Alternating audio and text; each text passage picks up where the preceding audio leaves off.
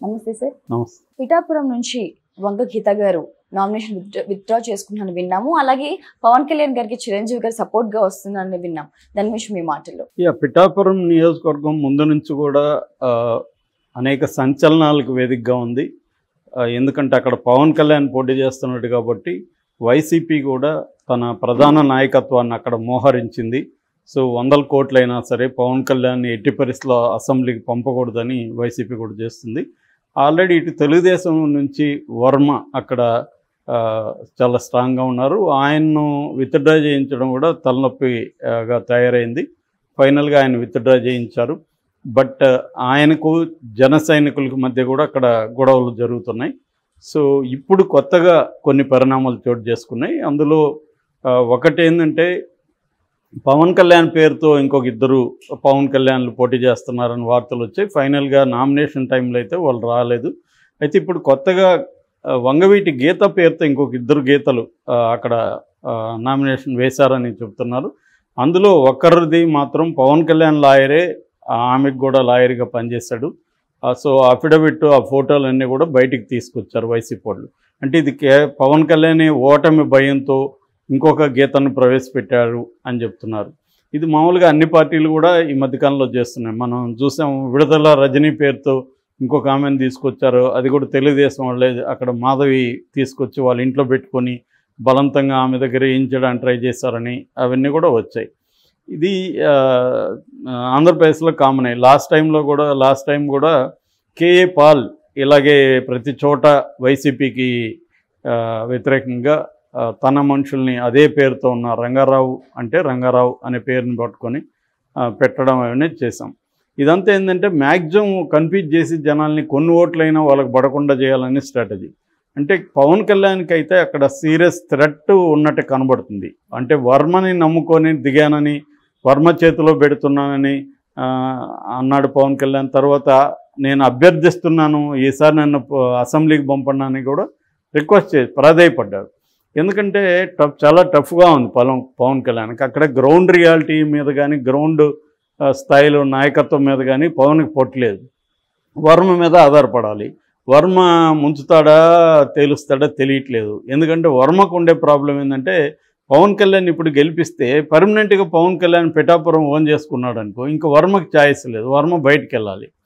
వర్మ బయటికి వెళ్ళి ఎక్కడ నిలదొక్కోవాలో మళ్ళీ తెలియదు.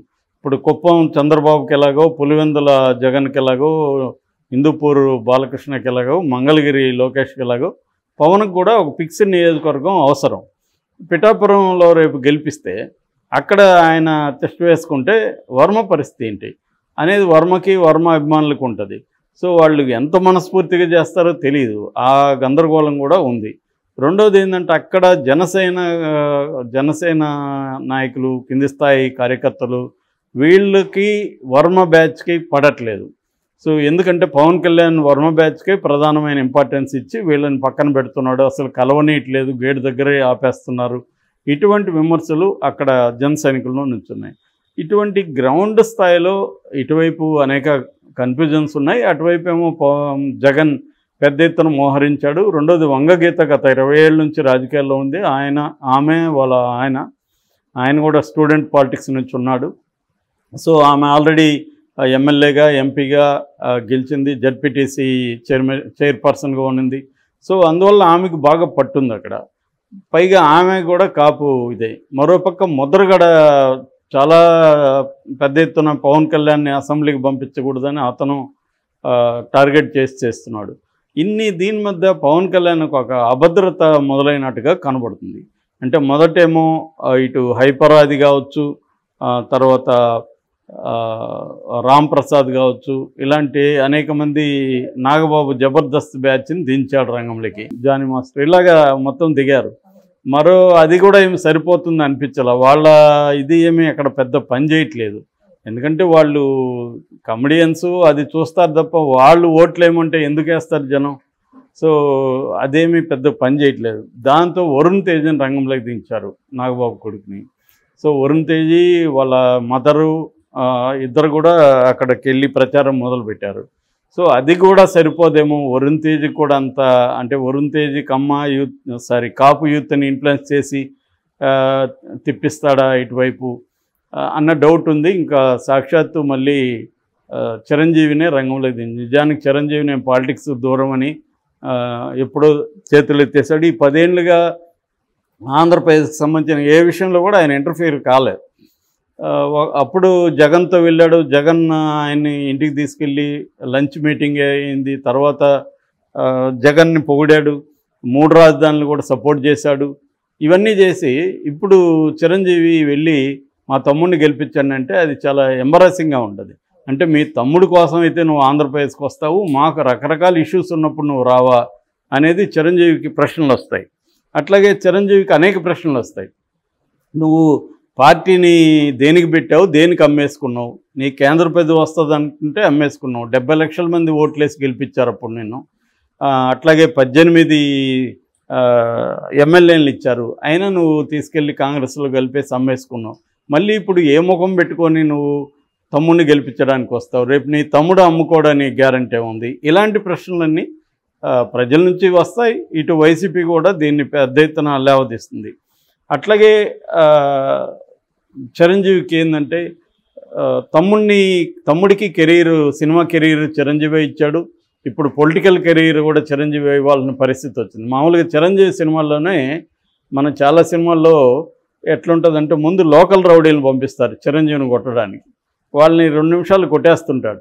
అప్పుడు బాంబే నుంచి ఒక పెద్ద దాదా దిగుతాడు, వాడిని పెద్ద బిల్డప్ షాట్లు వేస్తారు. ఫైనల్గా వాడిని కూడా చిరంజీవి కొట్టేస్తాడు. అలాగా ఇప్పుడు పవన్ కళ్యాణ్ గెలిపించడానికి ఫస్ట్ ఏమో వీళ్ళు వచ్చారు, ఈ జబర్దస్త్ కమెడియన్స్, తర్వాత వరుణ్ తేజ్ వచ్చాడు. వీళ్ళెవరూ కాదని ఇప్పుడు సాక్షాత్ చిరంజీవిని రంగంలోకి దిస్తున్నారు. మరి చిరంజీవి ఏం చెప్తాడు అక్కడ? జగన్ని విమర్శిస్తాడా? జగన్ని కానీ విమర్శిస్తే చిరంజీవి మీద వైసీపీ వాళ్ళు అటాక్స్ మామూలుగా ఉండవు. ఆయన ఏమేం చేశాడు అవి ఇవి అన్నీ రంగంలోకి వస్తాయి. ఇప్పటివరకు చిరంజీవికి కొంత మర్యాద ఉంది, ఇస్తున్నారు అందరూ. సో దాంతో అటాక్ స్టార్ట్ అవుతుంది. సో కాపు నాయకులే ముందుకు వచ్చి చిరంజీవిని విమర్శిస్తారు, వైసీపీలో ఉండే కాపు నాయకులే. రేపు ముద్రగడ పద్మనాభం వీళ్ళందరూ వస్తారు. ఎప్పుడూ నువ్వు కాపుల గురించి పట్టించుకోలేదు, ఈ 10 ఏళ్లలో కాపుల విషయాలు ఎప్పుడన్నా పట్టించుకున్నావా?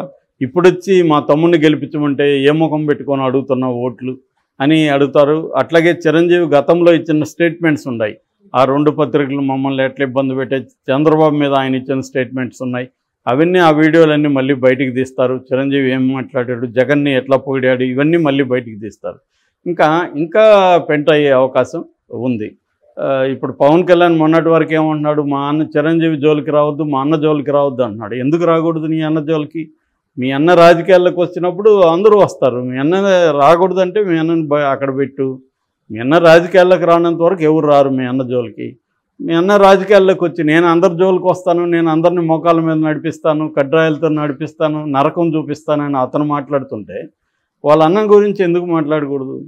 సో ఇది ప్రాబ్లం అవుతుంది. దీనివల్ల ఏమవుతుందంటే పవన్ కళ్యాణ్కి ఇంకా అక్కడ నెగటివ్ పెరిగే అవకాశం ఉంది. మిగతా సెక్షన్లో కాపు యూత్ వరకు డోకా లేకుండా జరగచ్చు, కానీ కాపు పెద్దవాళ్ళు కావచ్చు, మిగతా అక్కడ ఏంటంటే 90,000 ఓట్ల వరకు కాపు ఉన్నాయి. బీసీలు ఒక 85,000 ఉన్నాయి. సో వాళ్ళు కాకుండా ఎస్సీలు ఉన్నారు, మాలా సామాజిక వర్గం, మాదిగ సామాజిక వర్గం. సో ఈ ఓట్లంతా కూడా పరిగణలోకి తీసుకుంటే కాపు కూడా గంపకొత్తగా ఏమీ ట్రాన్స్ఫర్ అయిపోవు. చిరంజీవి చెప్పగానే కాపులందరూ టర్న్ అయిపోతారా? చిరంజీవి ఏం పిలిపిస్తాడు, ఎందుకు ఓటేయాలని ఆయన ఎలా స్లోగన్ ఇస్తాడు, ఇవన్నీ ఇంకా గందరగోళం అయ్యే అవకాశం ఉంది. అంటే దీని నుంచి ఏమీ మెసేజ్ వెళ్తుందంటే జనాల్లోకి పవన్ కళ్యాణ్ భయపడుతున్నాడు, పవన్ కళ్యాణ్ అభద్రతలో ఉన్నాడు, చిరంజీవి రాకపోతే గెలవలేము అన్న దేనికి పవన్ కళ్యాణ్ వెళ్ళిపోయాడు అన్న పరిస్థితి వస్తుంది. ఇప్పుడు గీత రిజైన్ చేసిందని కూడా జనసైనికులే ప్రచారం చేస్తున్నాడు. అది కూడా గవర్నమెంట్ విషయమే కదా. ఆమె రిజైన్ చేయలేదు, ఆమె విత్డ్రా చేసుకోలేదు నామినేషన్ని. కానీ ఎందుకు చేస్తున్నారంటే వీళ్ళల్లో భయం స్టార్ట్ అయినట్టుగా మనకి అర్థమవుతుంది పవన్ కళ్యాణ్ అండ్ కోలో. అందుకని కడప రౌడీలను మళ్ళీ ఆ భాష వాడుతున్నారు. అంటే కడపలో ఉండే వాళ్ళందరూ రౌడీలు అన్నట్టుగా కడప రౌడీలు వస్తున్నారని కూడా వాడుతున్నారు.